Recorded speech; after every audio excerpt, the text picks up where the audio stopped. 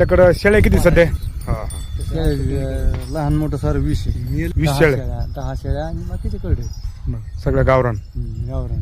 किती वर्ष झाले तुम्ही समजा ते शेळी व्यवसाय करता समजा? आता झाली 4-5 वर्ष समजा सरासरी. 5 वर्ष झाली. हा सगळ्या गावरान आहेत का आपल्या जातवान येतात ते शेळ्या? गावरान त्यात मध्ये फक्त काय बिरड थोडी झाली आहे सोजरची, काही बिटेलची, काही उस्मानबादीची, पण गावरानमधून क्रशिंग झाली.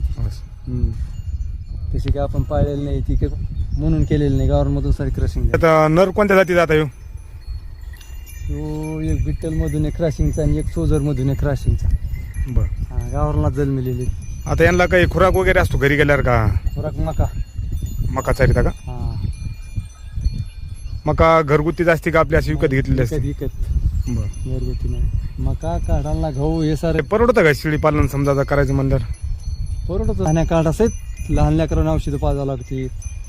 तर नाव सांगा मामा तुमचं एकदा. बबन अंकुश शिंदे, राहणार बंगाली पिंपळा, बरं.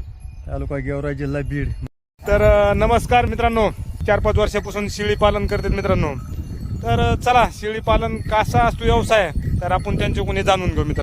तर समजा शेतकऱ्याला काय सल्ला देतात बरं? समजा शेळी पालन करायला पाहिजे शेतकऱ्यांनी का नाही करायला पाहिजे?